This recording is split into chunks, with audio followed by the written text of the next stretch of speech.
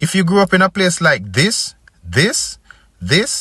or even this, you were rich. Let me explain. When we were growing up in the Caribbean, we were told one thing over and over. You were poor and the real opportunities are abroad. But what if I told you that this was one of the biggest lies ever told to us? Let me break it down. We weren't just not poor, but we were rich in ways we didn't even realize. And as the years passed, that truth became glaringly obvious.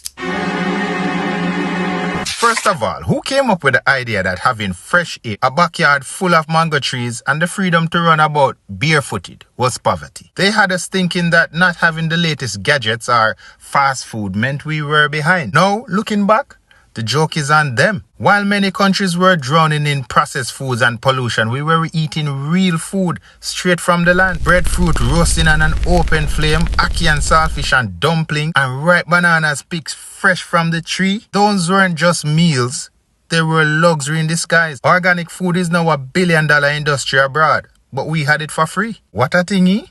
Now let's talk about health. While other nations were struggling with obesity and heart disease from their modern diet, we were running around like track stars, fueled by natural nutrients and sun-kissed fruit. Or, we were living like royalty. For years, the dream of leaving the Caribbean to the first world was sold to us like a ticket to paradise. Move to America or England and your life will be set, they said. But when many of us made the leap, we found out that the grass wasn't really greener, it was just colder. In the Caribbean, we woke up to the sounds of birds chirping and waves crashing. Well, not all of us, but most of us. While over there, abroad, it was alarm clocks and traffic jams. A live look at traffic. This is that annual shot we see every year. Life abroad isn't all it's cracked up to be. Believe me, high taxes and expensive rent. Rental prices have gotten so out of hand that people are renting out beds on their kitchen floor for almost $1,000 a month. Things are getting so bad that even new immigrants are starting to leave Canada because they can't afford to live here. And long winters that have you questioning your life choices. And here's the irony. The same North Americans and Europeans who told us that their countries were better, they are the ones now flocking to buy beachfront properties in Jamaica, Barbados and St. Lucia. They are retiring in the same islands they told us to leave, sipping coconut water while we're there shivering in negative 15 degrees. This one stung the most because it made us feel like we had to leave to make something of ourselves. Sure, the Caribbean does have its challenges. Every place does. But what we didn't realize back then was how much potential the region held. And I think a lot of people right now still don't realize. Tourism is one of the biggest industries in the world. And guess what?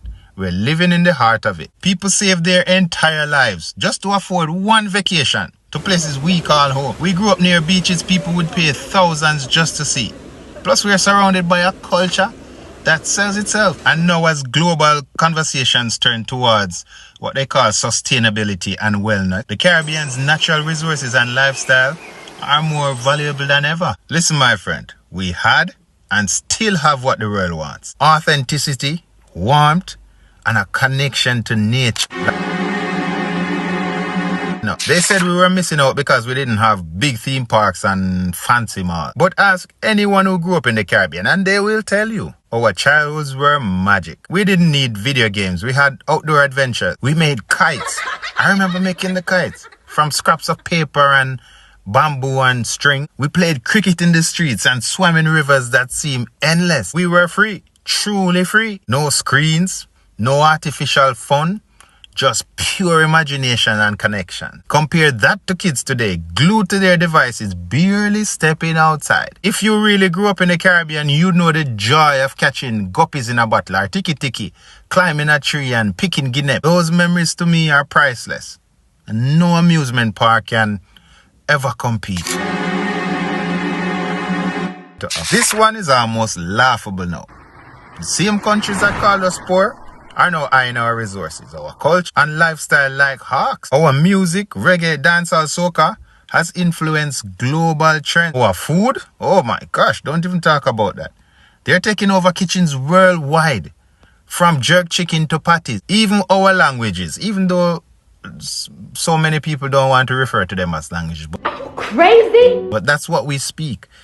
the patois, the Creole, depending on the island you're from, they're being celebrated as unique cultures. Think about the way people in London talk these days. People in Toronto. The patois is such a major part of the way they talk these days that they're actually claiming it as their own. And let's not forget the millionaires buying up properties on Caribbean islands. They've realized what we always had, and it's simple. A life filled with sunshine, flavor, and soul.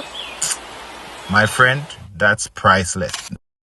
The lies we were told about Caribbean life was never about us. They were about making us believe we need to leave to find value. But the truth is, my friend, we, Caribbean people, we have always been rich. Rich in culture, rich in resources, rich in life. It's time we stop letting others define our worth and start embracing what we've always known deep down. If you look carefully, the Caribbean isn't just home. It's paradise. I hope our leaders can see this because so many of them have sold out. Drop your island's flag in the comments if you're representing your country's pride.